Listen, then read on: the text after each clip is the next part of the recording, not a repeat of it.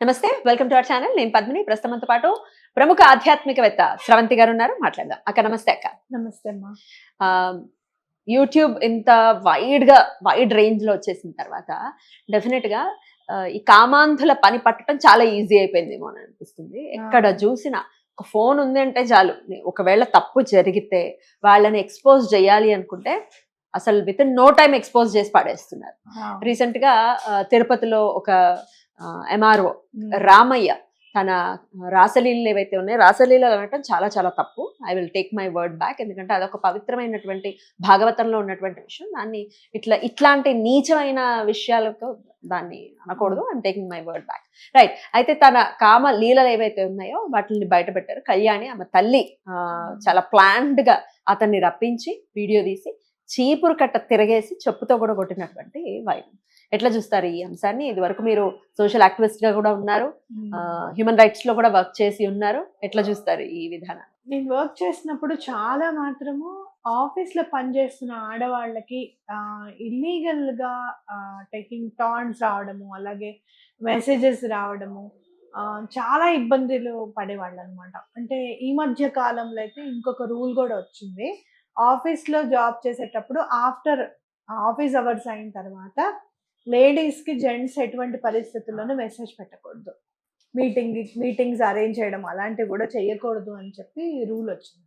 మరి ఎంతవరకు ఫాలో చేస్తున్నారో ఫాలో చేస్తున్నారో తెలియదు కానీ, అంటే ఏంటంటే ఇబ్బంది పెడుతూ ఉంటారు. చాలా మంది నా దగ్గరికి వచ్చి హైయర్ అఫీషియల్స్ నన్ను ఇబ్బంది పెడుతున్నారండి అని అంటే మాట్లాడడం అనేది చాలా సందర్భాల్లో జరిగింది అనమాట. ఇది ఇక్కడ మనం చూస్తే కనుక ఆయన అనడం ఏంటి అని అంటే, ముందు నుంచే మాకు సాన్నిహిత్యం ఉంది అని. సాన్నిహిత్యం ఉంటే మీకు ఆఫీస్ టైమింగ్స్ తర్వాత మీరు ఏడవండి. ఆఫీస్లో నువ్వు ఉండాలి కదా, అవునా కాదా? అక్కడ ఆ టైంలో ఇక్కడ నువ్వేం చేస్తున్నావు? అది పొరపాటు.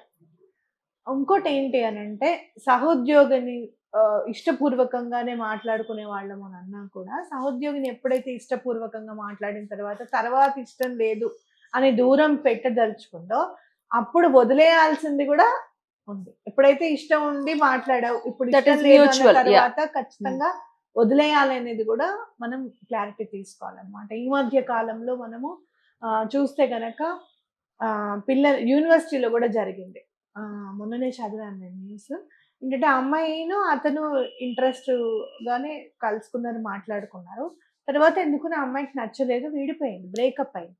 అయితే నీ ఫొటోస్ అన్ని నేను మన ఇద్దరు ఫొటోస్ నేను పెడతాను, చేస్తానని చెప్పి చాలా అమ్మాయిని హింసించడం.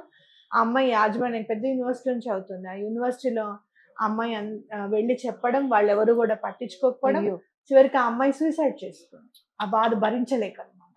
ఎట్లా నేను పొద్దున ఎలా నేను తల ఎత్తుకొని తిరుగుతాను అని చెప్పి. సో ఇవన్నీ కూడా ముందు అసలు మెయిన్ ప్రాబ్లం ఇక్కడ వచ్చేది ఏంటంటే, ఇల్లీగల్ రిలేషన్షిప్ అనేది ఉండకూడదు ఒకటి. రెండోది ఏంటి అని అంటే, ఎవరైనా మీ హైయర్ అఫీషియల్ కానీ ఎవరైనా ఆఫీస్లో ఉన్న వాళ్ళు ఇబ్బంది పెడుతుంటే, బయట ఎవరైనా ఇబ్బంది పెడుతుంటే అది స్టార్టింగ్లోనే తుంచేసుకోవడం, అంటే ఇంట్లో వాళ్ళకి చెప్పడము, పోలీస్ కంప్లైంట్స్ ఇచ్చుకోవడం, ఆ బాధ లేకుండా చేసుకోవడం అనేది ఈ మొత్తం ఘటనలో నాకు బాగా సాహసోపేతమైన వ్యక్తిగా నాకు కనపడింది మాత్రం తల్లి. ఓకే, నిజంగా అంత అంటే ఆవిడ చాలా ప్రీ ప్లాన్డ్గా అతని ఉద్దేశం ఏంటి అనేది బహిర్గతం చేయడం అనేది చాలా ప్రీ ప్లాన్డ్గా అమేజింగ్గా ఆవిడ యూజ్ చేసింది ఆవిడ బుర్రను అనేది మనం క్లియర్గా అర్థం చేసుకోవచ్చు. అట్లాగే ఇమీడియట్గా నేను వినడం ఏంటి అంటే, సస్పెండ్ కూడా అయ్యాడని చెప్పి నేను విన్నాను అనమాట. కలెక్టర్ గారు సస్పెండ్ చేయడం అనేది కూడా జరిగింది. అయితే అసలు ముందు నువ్వు ఏం చేస్తున్నావు అన్న దానికంటే కూడా ఆఫీస్లో ఉండకుండా నువ్వు అక్కడ ఏం చేస్తున్నావు అనే దాని మీద చాలా పెద్ద ఎత్తున జరుగుతుంది అనుకోవచ్చు. ఇలాంటి వాళ్ళు అసలు ప్రభుత్వ అధికారులుగా, అందులో ఇంత పెద్ద ఆఫీసర్గా ఉన్నప్పుడు ఇలాంటివి ఉండకూడదు అనేది ఖచ్చితంగా ఉండాలి పద్మిని. ఎందుకంటే డబ్బు, హోదా, ఉద్యోగం యొక్క పవర్ ఇవన్నీ వచ్చేసిన తర్వాత మైండ్ అనేది చాలా రిలాక్స్ అయిపోతుంది అనమాట. రిలాక్స్ అయ్యి ఏదైనా మన హోదాను ఉపయోగించుకున్న, మన పేరును ఉపయోగించుకున్న, మన డబ్బును ఉపయోగించుకున్న అవతల వాళ్ళని కంట్రోల్లోకి తీసుకోవాలి అనే బుద్ధి అనేది జనింపజేస్తుంది అది ఎవరైనా మనుషులే.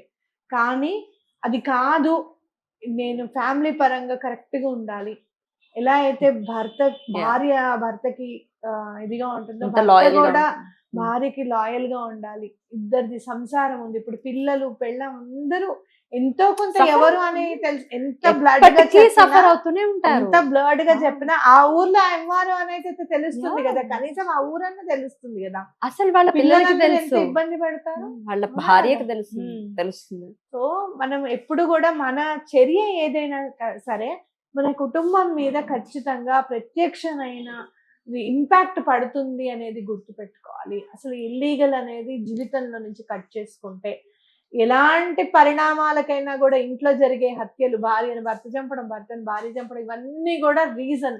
చివరికి చంటి పిల్లాన్ని రోడ్డు మీద బస్ స్టాండ్ లో వదిలేసి ప్రియుడితో వెళ్ళిపోవడం, ఇవన్నీ కూడా ఇల్లీగల్ రిలేషన్షిప్స్. ఏమిటిది అసలు? ఇదే అడగబోతున్నా నేను. స్థాయితో సంబంధం లేకుండా మొన్న చూస్తే కర్ణాటక అసలు దేవేగౌడ మనవడు ఆయన కూడా ఈ కామాంధుడే అని చెప్పి కోర్టు తీర్పునిచ్చింది. ఇప్పుడు ఈ ఎంఆర్ఓ అసలు ఇదని కాదు, ఇన్ జనరల్ గా కూడా చూస్తే ఆ తల్లి చిన్న 18 నెలల పిల్లాడు వాడిని ఎలా వదిలిబుద్దయిందో, ఎట్లాంటి తల్లో తెలియదు, వదిలిపోయింది. దానికి రీజన్ కూడా బాయ్ ఫ్రెండ్ తో వెళ్ళిపోతుంది. ఇంతలా కామం పేటరేగిపోవడానికి, అది ఈ మధ్య కాలంలో ఇలా పేటరేగిపోవడానికి కారణం ఏంటి? మనుషులు సెన్సిటివిటీని కోల్పోవడం పడుతుంది. అంటే ఆ సెన్సిటివ్నెస్ లేదు చూడు. అయ్యో పిల్లవాడే 18 నెలల పిల్లవాడే, వాడిని నేను వదిలేస్తే నేనే తల్లినే, వాడు ఎవరు చూస్తారు, తల్లిని నేనే చూడట్లేదు, ఎవరు ఆ చూస్తారు? పిల్ల ఇంకెవరు చూస్తారు అనే ఆ సెన్సిటివ్నెస్ లేకపోవడం. మెయిన్ ఆడవాళ్ళు హత్యలు చేయడం ఏంటంటే ఆ సెన్సిటివ్నెస్ ని కోల్పోవడం. అది ఎలా జనింపజేసుకోవాలి అనే దాని మీద మనం దృష్టి పెట్టాలి. సమానత్వం అనుకొని సిగరెట్ తాగడంలోను, ఆల్కహాల్ తాగడంలోను, పబ్లకు వెళ్ళడంలోను, వీటిలో సమానత్వాన్ని ఎన్నుకుంటున్నారు అని నాకు అనిపిస్తుంది. మహిళలైనా సున్నితత్వంగా ఉండాలి, మగవాళ్ళు కాదా అని అంటే, అట్లీస్ట్ మహిళలు సున్నితత్వంగా ఉంటే 50% క్రైమ్ అయితే తగ్గిపోతుంది కదా. ఇక్కడ మగవాళ్ళు చేసేది మళ్ళీ ఆడవాళ్ళతో. ఇప్పుడు మగవాళ్ళు చేసేవే భరించలేని విధంగా ఎగ్జాక్ట్లీ, ఎగ్జాక్ట్లీ. అసలు మీరు చూస్తే ఇంపాక్ట్. కుక్కర్లో ఉడకబెట్టేసి, కుక్కర్లు చంపేసి కుక్కర్లో ఉడకబెట్టాడంటే he has seen a movie before that. అదే ఇన్స్పైర్ అయిపోయాడు. మీరు నిజంగా చెప్పాలి అని అంటే అసలు ఈ ఓటీటీల మీద యుద్ధం చేయాలి. నాకు అనిపిస్తుంది రోజుకొక షార్ట్ చేసి వదలాలి, రోజుకొక వీడియో పెట్టాలి. ఓటీటీలను తీసేసేయండి. ఓటీటీకి ఎటువంటి పరిస్థితుల్లోనూ మీరు ఇంట్లో కొంత బ్యాన్ తీసుకొచ్చారక, కొంత ఇంత బ్యాన్ తీసుకొచ్చినా నువ్వు చూస్తే కనుక ఓటీటీలో ఏ మూవీ అయినా చూస్తే ప్రతి ఒక్క మూవీలోనూ తండ్రి కూతుర్లు పక్కపక్కన కూర్చొని చూసే సీన్, చూడలేని సీన్ ఒకటన్నా ఉంటుంది దాంట్లో. ఫార్వర్డ్ చేసుకోవాలన్నమాట. ఓటీటీ కర్మ సినిమాల్లో కూడా ఉంది. సినిమాలో ఉంటే ఎంతో కొంత సెన్సార్ ఉంటుంది అన్న ధైర్యం ఉంటుంది, కానీ ఓటీటీలో అలా కాదు. ఇంచుమించు మాత్రం తక్కువ కాదు. ఇంచుమించు మీరు చూస్తే గనక చూడకూడని మూవీస్ ఉంటాయి చూసావా, ఆ చూడకూడని మూవీస్ కి ఏ మాత్రం కూడా తక్కువ రేంజ్ లో లేవు అనేది ఖచ్చితంగా. అశ్లీలత మాత్రం ఖచ్చితంగా ఉంది. ఎటువంటి పరిస్థితుల్లోనూ దాన్ని నియంత్రించాలి అనేది మనం ఎలా అయినా సరే తీసుకురావాలి. ఆ చట్టం అనేది తీసుకురావడం చాలా ఈజీ, ఎంతసేపు తీసుకురావడం అనేది. ఖచ్చితంగా సెన్సార్ అనేది ఉండాలి ఆన్లైన్ లో కూడా అనేది మనం చూసుకోవాలి. డెఫినెట్లీ ఇట్లాంటివి వస్తూనే ఉంటాయి.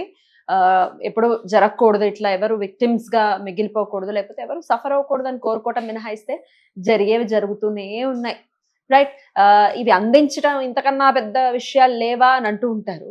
బట్ ఈ ఇష్యూస్ రోల్ ని ప్లే చేస్తాయి ఎవరి జీవితంలోనే. ఒకవేళ అట్లాంటి ఒక థాట్ ప్రాసెస్ తో ఉంటే, ఓహో మనం బట్టబయలు అయితే కంపు అవుతుంది అనేది తెలియాలి అన్న ఉద్దేశంతో ఈ వీడియోస్ బయటకు రావడం కానీ, వాటి గురించి డిస్కస్ చేయడం కానీ చేస్తున్నాం. అందరూ ఒకేలాగా ఉండరు కదా, రకరకాలుగా ఉంటారు. ఎనీవేస్, ఇది డెఫినెట్ గా అటువంటి థాట్ ప్రాసెస్ లో ఉన్న వాళ్ళకి తస్మాత్ జాగ్రత్త అని చెప్పేటటువంటి ఒక వీడియోగా పరిగణించాలి అని మనవి చేస్తూ, థ్యాంక్ యూ సో మచ్. నమస్తే.